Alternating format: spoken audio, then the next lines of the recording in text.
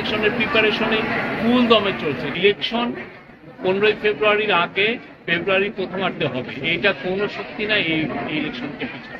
Political party থাকলে মতবিরোধ থাকবে, আমি এক কথা বলবো, আরেকজন আরেক কথা বলবেন, এটাই নিয়ম। পলিটিক্যাল পার্টিগুলো পুরো পৃথিবীতে এইটাই নিয়ম।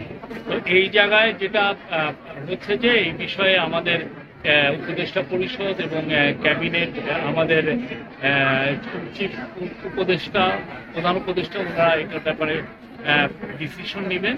বাট যে কোনো ডিসিশনই হোক না কেন, ইলেকশন 15ই ফেব্রুয়ারির আগে ফেব্রুয়ারির প্রথমার্ধে হবে, এইটা কোনো শক্তি নাই এই ইলেকশনকে পিছানো।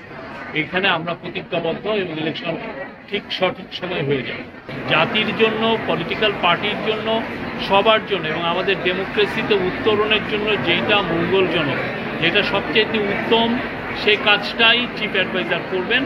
কোনো অস্থিরতার কিছু নেই। আমরা অনেক অনেক বড় বড় কাজ এই ইন্টারিম গভর্নমেন্ট করে এসছে। তারা জুলাই ডিক্লারেশন দিয়েছে, জুলাই সনদ সাইনিং হয়েছে, তারও আগে অনেকগুলো ইলেকশন কমিশনগুলো তাদের রিপোর্টগুলো দিয়েছে, ইকোনমিকে পুনরুদ্ধার করা গেছে, এবং দেশের যে ট্রায়ালের কাজগুলো হচ্ছে, আপনি জানেন 13 তারিখে সম্ভবত কোর্ট জানাবে শেখ হাসিনার যে ট্রায়াল হচ্ছে সেটার বিচারের দিন জানাবে।